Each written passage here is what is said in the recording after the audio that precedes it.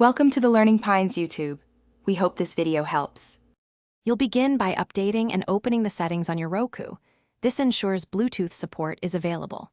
Once done, turn on Wi-Fi on your phone and make sure it's on the same network if you plan to use the Roku mobile app private listening feature.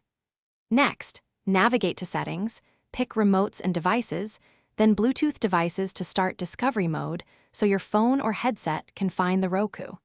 This sets up the environment for pairing quickly and reliably. Now connect. If you prefer private listening, open the Roku mobile app, tap Remote, and enable private listening. Your phone streams audio over Wi-Fi directly to your headphones. If you need true Bluetooth pairing, select Add Bluetooth device on the Roku and put your phone into Bluetooth discovery mode. Accept the pairing prompt on both devices. Note: most phones don't operate as Bluetooth audio receivers.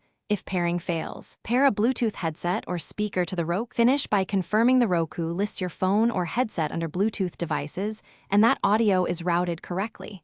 Play a short clip to test. If audio stutters or disconnects, restart both the Roku and your phone, then repair from scratch. Make sure Bluetooth is not limited by battery saver modes or interference. If your phone can't accept Bluetooth input, switch to the Roku mobile app private listening over Wi-Fi.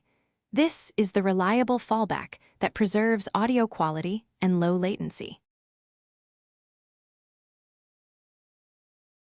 Thanks for watching. Consider subscribing if we helped you.